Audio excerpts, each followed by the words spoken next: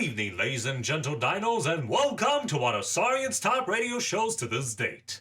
Now, before we introduce our guest for tonight, a little promotion from the local soda shop down the block. Does your head feel nauseous after a long, hard day at work? Do you feel like your horns aren't growing as fast enough as you like? Well, then hop downtown to Trikes with a new soda called Strawberry Bam Juice that will help throughout those long and hot days in the summer. Get them while they're hot, folks. Anyways, today's guest, ladies and gentlemen, is quite a unique one at best. She's a former accountant on Soria, but now is a chef on Earth, aka Terra Firma, but also a wife to a former tyrant known as Arcanota Headspike. Oh boy, let me tell you what crimes that I gathered. Enslaving of mammalians, slaughtered billions in his crusades, and to what I've gathered known to be the butcher of what was known as a myth in Omicronian religion, the Dragon Realm. Now, let's bring her in. Here she is, Julia Thunderhoof.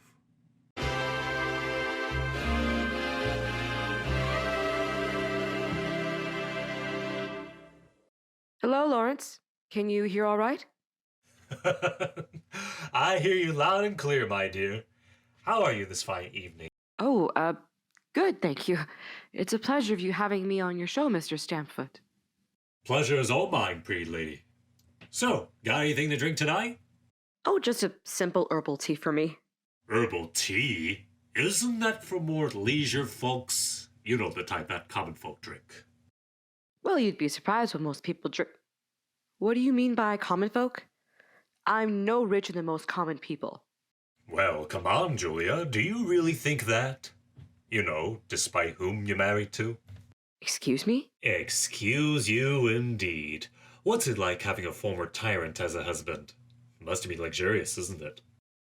Wait, how did you know my husband was a former tyrant? Where did you get— I have my sources, but how does it feel to be making love to a man that slaughtered countless innocent people during his youth, Whatever he did in the past isn't relative in the present. Oh, so you sympathize with this madman? He's not a madman. He's a caring, loyal, and wonderful loving husband.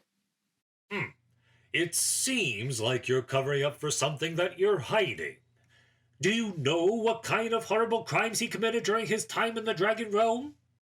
Whatever he did, it doesn't matter. Slaughtered 10 manticore tribes, enslaved several horses into labor, and made an oath to his father's legacy. And that's just the minor charges against him.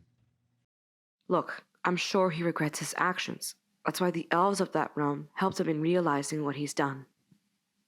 Do you actually believe in that hogwash? Do you seriously think he would be changed by some elves? You realize he could have lied to you. Why? He's a tyrant! They always lie about their origins. I mean, look at Megatron, for example. He said he was a freedom fighter and was here to recruit us. But then what happened? Let's think. Oh, yes.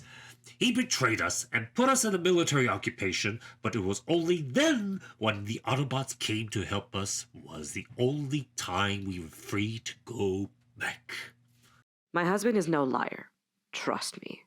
I've seen him lie. He's not much of a good liar, but that's positive in my book. Oh, so you're a collaborator? A what? A collaborator. One of whom sympathizes with a tyrant, or one who joyfully falls for a tyrant. How do you know he hasn't lied to you? Tyrants always play the long game because they never give up. You dare assume that my Archie has malicious intent? Why not? Megatron never gave up when his occupation was still in power. Why shouldn't he? Why, he and Megatron are practically the same. How dare you compare my Archie to that heartless monster! You will not only be hearing from my lawyers, but from the Earth Republic as well! Poor girl. Too young to realize what she's getting into. But on the lighter note, ladies and gentle dinos, join me next week for an interview with one of the greatest war heroes of our time. The man who brought down a Decepticon downship with a single blow, Manic Archibald.